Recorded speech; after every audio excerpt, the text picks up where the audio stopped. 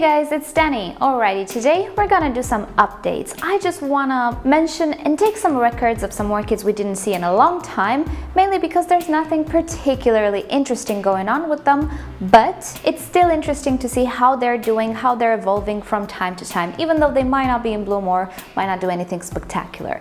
And PS, I'm showing you the Sanderiana right now just to document when the flowers fade. She still has a few flowers which look okay-ish, but as you can see, she is just losing her flowers right now. I would say it's a pretty good blooming time, very similar to other Vandas, even hybrids, but there we go. The beautiful Sanderiana is just coming out of bloom. She only has a few flowers left which look very good. Most of them are just falling. So first off, the Neofinetia falcata. This orchid we kind of did feature on and off, but really I don't remember when I featured her last. She is still doing great. Look how much she grew. If you don't remember, this orchid was pretty tiny when I purchased it. It came mounted on a ceramic slab, if I remember correctly, and I did try to grow her in a kokedama style, and that was pretty successful, but I have opted to grow her semi-hydroponically, and she seems to be doing pretty well. I don't think I will switch anytime soon. If ever, that's the goal, not having to switch setups anymore. But anyway, she is doing pretty fine. I see that she has grown quite a lot if I look back at the videos. I don't see any flower spike just yet. I thought I saw something last year, if you remember, but no, it was just some new growth. This orchid does produce quite a lot of new growth, and that can be frustrating if she doesn't bloom. But when she starts to bloom, just imagine all of this growth can produce flower spikes. So in the end, even if a Neofinetia remains kind of tiny, she's not a tall or big plant, she becomes bushy, definitely. And if you look for pictures or even videos, you'll see what I mean. So imagine a bush of a Neofinetia with multiple fans in bloom. That's the goal. However, though, I need to wait quite a few years for this to happen. We're on the right track with the growths, not so much with the flower spikes. I am not even sure if this orchid is mature enough to bloom. Certainly looks mature now. I know some of you last year said she didn't look mature enough. Who knows? This year she does look mature enough to me, so fingers crossed. And here we have the Bulbophyllum echinolabium doing pretty well as well. So ever since I purchased him, he produced this growth and then this one. As you can see, the first growth has a pretty tiny leaf, and it took its time a little bit to get adjusted to my environment and to the repotting, but now it has created quite a nice pseudobulb with a long leaf. This leaf, it came with it, and it did have kind of this damage when I received it. It doesn't really seem to advance all that much, so I'm not sure if I should cut it or not. Maybe for aesthetical reasons I might cut it. It doesn't seem to go down though. It might just be a deficiency this orchid suffered before I acquired it, but now he is looking pretty great. The only thing he needs is a good repot. It was at the beginning of my journey into semi-hydroponics, pretty much when I repotted this guy, so I wanted transparent pots, just so I could see the roots developing. And I know you cannot see it, but this orchid created a ton, maybe you can see it here. This orchid created a ton of roots, as you can see. He really enjoys semi-hydroponics. I think Bulbophyllums generally enjoy it because they are water-loving plants. But now this guy needs to be repotted. I need to find a wider, not taller, but wider, shallower pot somehow. I might just go for a grocery bowl, one that is tiny, not very big, and just repot him. Go for it, because this pot doesn't look all that great. And also, it's so tiny and the orchid created so many roots that it's actually drinking that water much faster than it used to. And I have to water this guy more frequent because of this. So a bigger pot, I think, is very suited for this guy. But yeah, he's doing great. I really love the way he's evolving. Again, I purchased this guy as a very young orchid. All in all though, he is doing great. I still have him. He's evolving beautifully. So yeah, he's a joy to grow, really. And now something that doesn't appear to do all that great. This is a sort of a Zygopetalum orchid. This is a Zygonisia Blue Birds. It is supposed to be more warmth or heat tolerant than the normal Zygopetalum. So I thought, you know what, I'm just gonna give it a go. And well, it's not dead. That's good, that's a first. I usually kill Zygopetalums pretty fast. But this one is still alive, although it doesn't look all that spectacular. You can see I have some pitting, some spotting on the leaves. They're not atrocious, but they're there. Also, you can see the new pseudobulbs are pretty tiny in comparison to the old ones. This pseudobulb completely lost its leaves. The older one, no. it doesn't look all that great, really. It does have roots, and I'm not sure if I can show you. It does have a lot of roots, so what's happening inside the pot is good. What's happening outside the pot, I wouldn't call it spectacular. I literally don't know what's with me and Zygopetalum orchids. I'm starting to think it is something indeed with the environment. No matter how much I try, if I don't dedicate a space with a cool wall or something, or an investment into something that maintains things cool, I will not be able to grow Zygopetalums. Maybe I should just stop it. I don't know. But Zygopetalums and me don't get along for the life of me. Maybe he really is not suited for semi-hydro, although I killed Zygopetalums and bark and sphagnum moss as well, so I don't know what to tell you guys. I think I'm just going to give up on Zygos. Next up here is my Dendrobium speciosum seedling.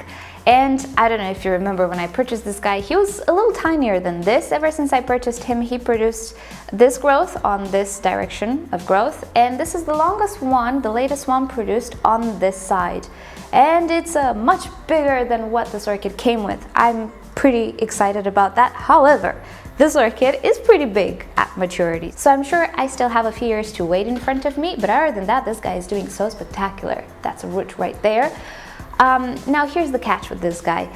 There were some people saying that I kind of need to wait about 10 years until this guy reaches maturity, which doesn't sound promising. It's not fun to live with this thought. But you know what I thought about it? When I got my spectabile, my Dendrobium spectabile, there were people saying, oh my goodness, you have to wait 5 years now for this guy to get mature. It has to be big and tall before it blooms. And as you observed, it did bloom this year after 3 years, and not because it was 3 years away from blooming, but because I staled it. If I wouldn't have staled it, probably the next year, since I purchased it, it would have bloomed. It just bloomed in the 3rd year. Therefore, even if I will have to wait 10 years for this guy to reach maturity, I choose to be in denial and think that, okay, maybe not 10 years, maybe 5 years. That sounds a little better than 10, right? Maybe in 5 years, I'm going to see the beautiful blooms of this orchid, just because of the spectabile experience. In any case, you guys will be the first to know when a flower spike will develop on this guy. And speaking about Dendrobium seedlings, this is my Dendrobium jenkinsii crossed with aggregatum. I got him at the same time that I got the other one. And ever since I purchased him last year, he grew a few new growths here, and I think there's another one in the back here. And overall, he has been doing great. Just look at these growths. I always thought this orchid should be wrinkly. Well, not necessarily. It was wrinkly for a few months, yes, but that's just because it didn't have too many roots. Once it started to produce a heck of an amount of roots, he became just plump and nice. And I did try to winter rest him this year. I put him outside, I didn't water him at all, and all of the growths just shriveled like a shriveled cucumber. No, that's not a good comparison.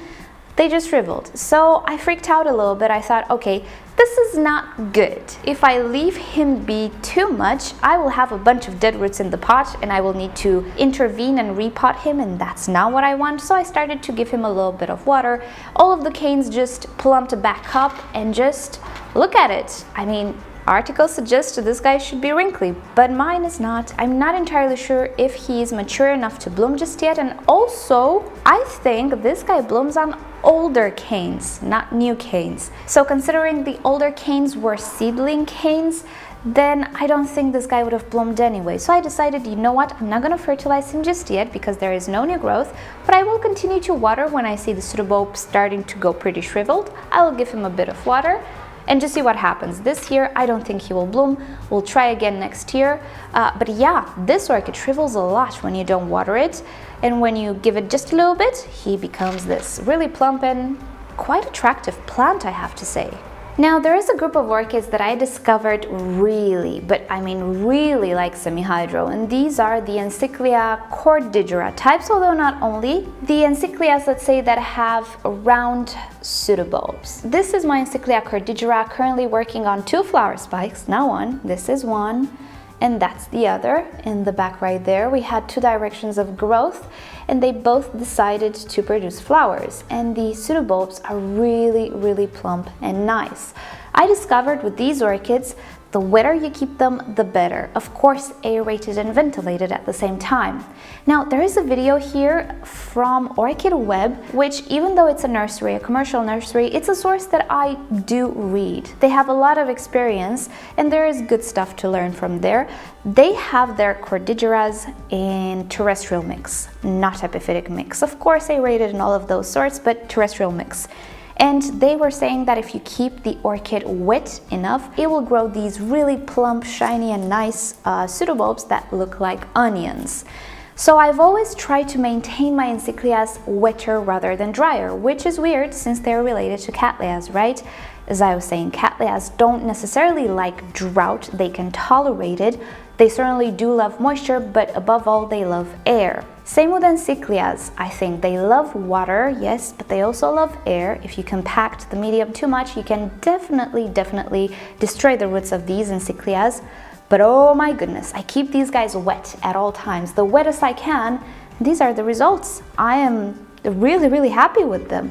Let me just show you another one. It's down there. Of course, you cannot see it. Alrighty, there we go. This is the alata. Yeah, look at the alata. Look at the pseudobulb. Can you believe this? I featured this one in a video with shiny pseudobulbs or something of the sorts. The alata is very similar to the cordigera I find in requirements and in appearance, external appearance. The flowers look different, but still, it is that flower that is not upside down. So yeah, that's what I discovered with these orchids. I have two more encyclias, one that is my oldest encyclia, the one that survived that really horrible medium. Let me just show it to you. Okay, they're both there. This is my oldest encyclia. She's 4 years old already in my care, and oh my goodness, she was suffering from such a bad fungal infection and I thought I could not save her. Her leaves were just pitted and had all sorts of spots, and her leaves are just perfectly clean now, as you can see. So she made a full recovery. And next to it, we have a new encyclia, which is another cordigera. By the way, the other one is supposed to be a cordigera as well, but I'm not sure exactly the variety. And the one next to it is supposed to be a very purple cordigera. You know, the one with a beautiful purple lip? That's what it's supposed to be. This is the newest acquisition. I got it under a year ago, but she's doing great as well. So as you can see, these guys are residing in very bright light and they have very moist medium. And this is the result. I am impressed. I think they do like their moisture. And the last one we're gonna talk about today is my wonderful Brassavola. It might be reclassified, but let's just call it the Brassavola, just for old time's sake. Jiminy Cricket.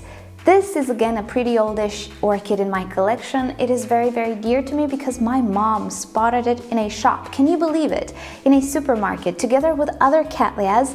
It was this one, and my mom immediately saw it. Hey, you know what? That's special. What is that? Oh my goodness, it's a Brassavola type. Anyway, so this orchid, she was not in perfect condition, as all cattleyas mostly they are. But I tried to grow her mounted. She's a very old one. I was experimenting with mounts, I think. I don't know what exactly was in my mind, but I think I was experimenting with mounts. I tried to keep her mounted, discovered that in my balcony it wasn't doing all that great. She suffered from dehydration. I actually divided it and I gave a division to Ana Maria. Anyway, long and pretty troubled history with this one, and finally she's looking okay. Now, the latest pseudobulb created is this one. It's the biggest one, and I thought it would bloom, and it does have a little sheath here, which is dry. I'm not sure if it's gonna bloom. It matured, this pseudobulb, right when winter started, so it might be that it's waiting for spring or warmer temperatures or brighter sun. I don't know. But yeah, I don't see any growth at the base, so that's good. This sheath is dry. I'm not sure if it's gonna bloom, but if it's gonna bloom, oh my goodness, it's gonna be spectacular. But yeah, there she is. She's doing perfectly fine. She's finally growing at top speed. She produces 2 pseudobulbs, or even 3. No, 2 pseudobulbs per year. Let's not exaggerate, which is nice. It's good, and I'm really hoping this year it will bloom. We have no reason not to bloom unless we're lacking something, but we're looking pretty great, and I'm just so happy because this orchid means a lot to me. And I intend with this orchid to grow it more and more and more, and then make a division and send it to my mom, because this orchid is just reminding me of mom on a daily basis. So I really want to take care of it, and at some point divide it and send it to my mom, and I know she's gonna take great care of it.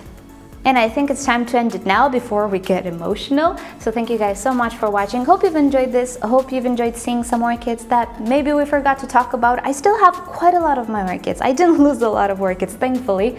I just don't film them because if they don't bloom, they're not gonna be filmed. If they don't suffer from anything weird, again, you know me, I tend to film everything that's weird or that's bad because, hey, that's how we learn.